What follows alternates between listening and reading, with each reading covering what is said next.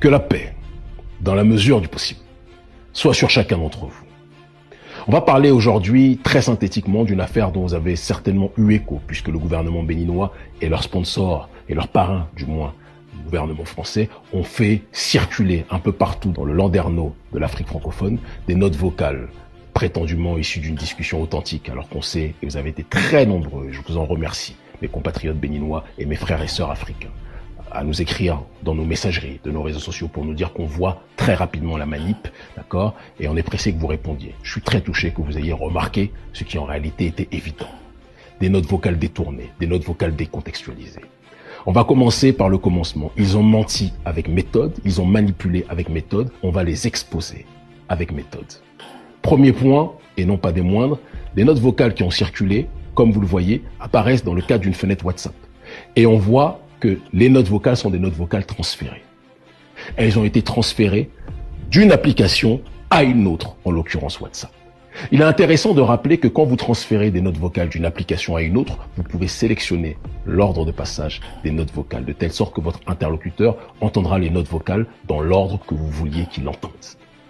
Et cela peut permettre de construire un narratif en fonction de l'objectif que vous avez, en présentant par exemple une note A à la place F, une note F à la place A, et donner la sensation qu'il y a un échange cohérent, une discussion cohérente, alors qu'en réalité, certaines notes vocales correspondent à une autre discussion en tant que telle.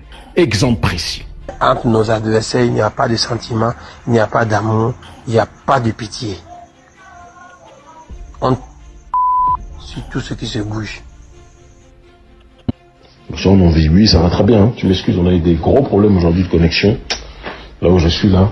Ça m'a plus agacé qu'autre chose, mais sinon ça va très bien. Généralement, quand quelqu'un dit dans une note vocale « je vais très bien », c'est qu'il répond à son interlocuteur qui lui pose la question de savoir comment vous allez. J'espère que vous allez bien. Vous voyez quand vous écoutez les notes vocales en tant que telles qu'à aucun moment mon interlocuteur, dans les notes vocales que les services de renseignement béninois et leurs parrains français ont monté, à aucun moment on entend mon interlocuteur me poser la question de comment je vais.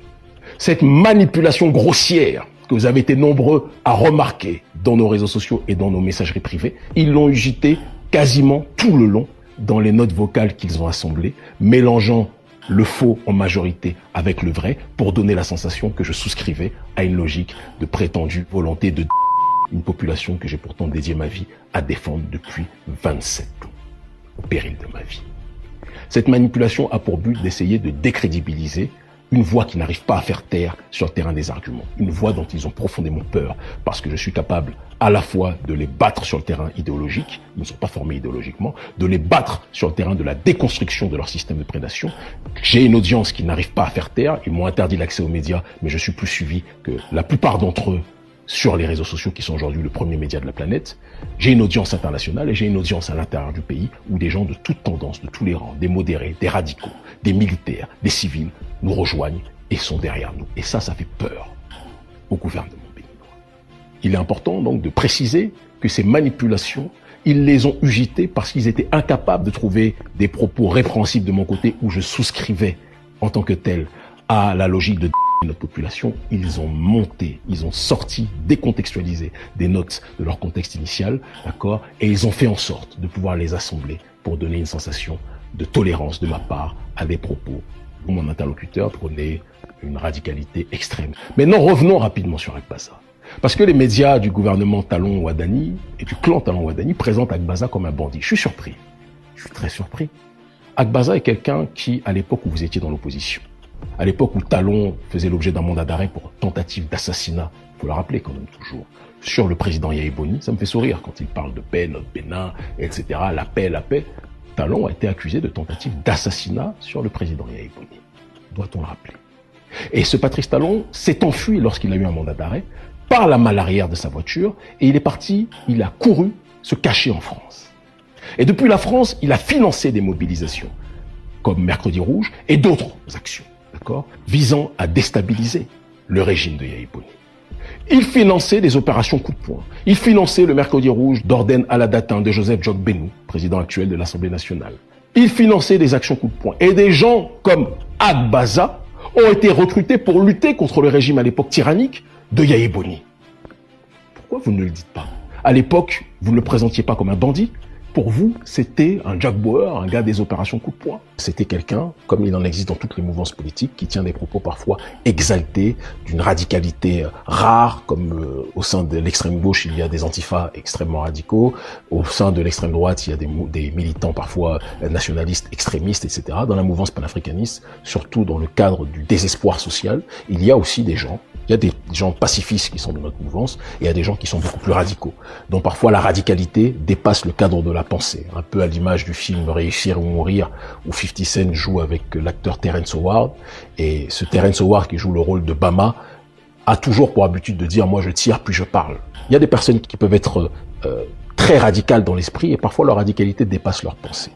Le rôle d'un responsable politique, c'est d'être capable de réguler les forces et les énergies de tout le monde, pour que justement ils ne basculent pas dans les extrémités dans lesquelles ils peuvent être en parole sans que ce soit en acte. Des gens comme Agbaza ont été très nombreux à se sentir trahis par vous autres, parce qu'ils avaient cru que vous alliez lutter contre le régime d'injustice, selon vous, que projetait et qu'organisait, que structurait Yaya Boni, et ils ont vu qu'en réalité, vous avez empiré le processus de l'injustice sociale, que vous avez empiré le processus d'injustice politique, d'exclusion de la population, de marginalisation des pauvres en tant que tels. Ils se sont sentis trahis et ils ont rejoint ceux qu'ils considéraient comme étant des militants authentiques. Il y a des milliers de gens, des milliers de Béninois qui nous ont rejoints et qui nous rejoignent en tant que tels par rapport à cette réalité-là. Des gens comme Agbaza, il y en a des milliers, milliers. La question maintenant, c'est de savoir si, quand il tient des propos irraisonnés ou irrationnels, est-ce que nous souscrivons à ça? Quand le dénommé Agbaza, le frère Agbaza, tient des propos et dit oui, ça doit sur tout le monde, ça sur tout ce qui bouge, ou il dit Vodounsday, Grenade, etc. Ça n'a jamais été ma démarche. Doit-on rappeler qu'Urgence panafricaniste a fait venir plusieurs gens, et c'est la deuxième fois qu'on le fait par l'intermédiaire du représentant d'Urgence panafricaniste Caraïbes, Joe, au Vodounsday. Beaucoup d'afro-descendants de Martinique, de Guadeloupe, sont venus assister au Vodounsday sous l'égide d'Urgence panafricaniste, en étant très conscients de l'instrumentalisation politique des Vodounsday par le pouvoir en place, mais en se rappelant que le plus important, au-delà de ce qui nous sépare, c'est la logique de la tradition. Et c'est quelque chose de sacré pour nous, donc je ne pourrais jamais souscrire à une démarche d'exaction vis-à-vis de quelconque concitoyen.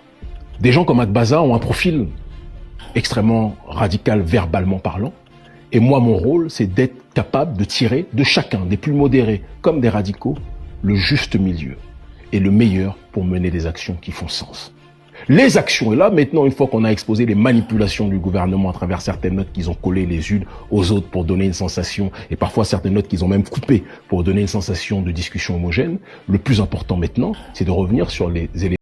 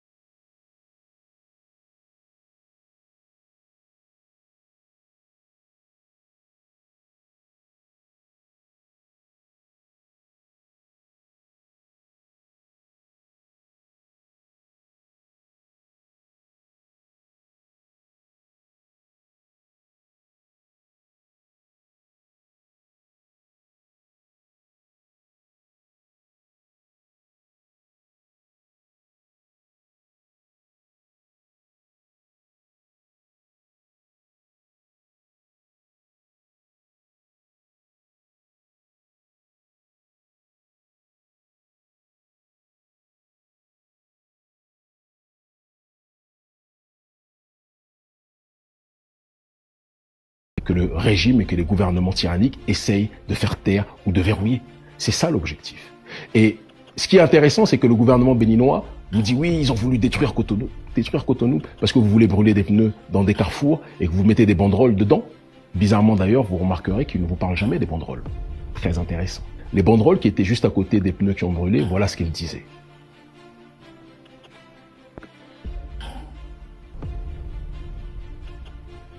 Vous voyez dans ces banderoles, de la manière la plus simple, que le seul objectif était de demander des élections inclusives. Et de l'autre côté, demander la fin du processus d'appauvrissement de la population béninoise par le gouvernement. À une heure et une ère où il y a une fausse opposition qui, après avoir pendant des années, donné la sensation qu'ils étaient contre le régime, alors que bon nombre d'entre eux étaient payés par le même régime, aujourd'hui, ils le rejoignent dans un mercato qui dépasse le cadre de la pitié. Ils rejoignent la mafia qui appauvrit la population. Il est important d'avoir une opposition qui est capable, que ce soit idéologiquement, que ce soit verbalement, que ce soit médiatiquement, mais que ce soit aussi sur les actions de terrain non violentes, mais dans un cadre d'action symbolique, de pouvoir attirer l'attention et de susciter le débat. Quand des actions comme celle-ci nous sont proposées, à aucun moment je ne vais refuser parce que nous savons que ça ne blesse personne, mais que ça attire l'opinion publique sur des questions de fond par rapport à la souffrance que vivent un certain nombre de frères et sœurs, de compatriotes béninois. C'est une logique très simple. Dernier point qu'il est important de rappeler et de préciser, parce qu'à mon sens, plus que jamais, ça doit être traité, la question du coup d'État. Vous me faites beaucoup sourire. Vous me faites beaucoup rire. Gouvernement béninois et vos parrains du gouvernement français.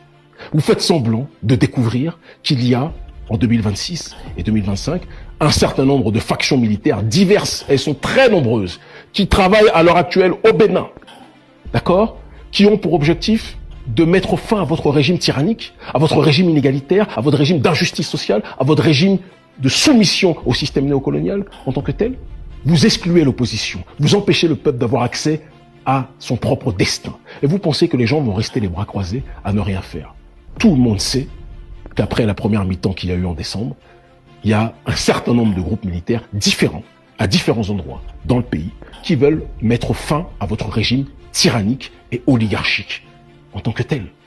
Et Talon le sait tellement que dès janvier, il a demandé à la France de protéger son régime parce qu'il sait que bon nombre de gens ne veulent pas que la tyrannie puisse s'éterniser à la tête du Bénin. Il y a deux types de politiciens dans notre pays. Ceux qui ne vivent que pour leur ventre et ceux qui veulent la véritable liberté et souveraineté de leur peuple. J'appartiens à la deuxième catégorie et je ne vais jamais renier qu'il y a des gens qui viennent vers moi, qui sont parfois des militaires, des gens qui sont des civils, des gens qui sont de la rue, des gens parfois qui sont riches, des gens qui sont extrêmement modérés, des gens qui sont extrêmement radicaux. Moi, mon juste milieu, je ne suis pas le leader, je ne suis le leader d'aucun militaire. Les militaires me parlent, mais ils ont leur plan, et moi, j'entends, j'écoute, tout simplement. Mais je le dis avec simplicité, le Bénin va être libéré.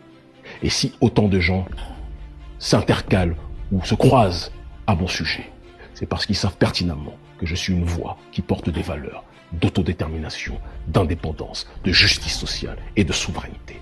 Avec votre machination et vos manipulations, vous pensiez que vous alliez m'enterrer. Mais vous venez plus que jamais de nous consacrer. Plus gros opposant de votre régime mafieux au Bénin. Non, je ne souscris à aucune forme de violence. Mais je le dis par contre avec simplicité. Je serai toujours dans une optique de lutter contre vous, de déconstruire votre système colonial et de tout faire pour stopper votre tyrannie, puisque vous avez exclu l'opposition, nous on va vous exclure aussi. C'est une réalité. Le temps est compté, mais vos machinations à mon sujet ne pourront jamais fonctionner. Le Bénin libre ou la mort, l'Afrique libre ou la mort, nous vaincrons. Vous pensez intimider qui? Vos parrains du gouvernement français ne m'ont pas stoppé. Ce n'est pas vous qui allez me stopper.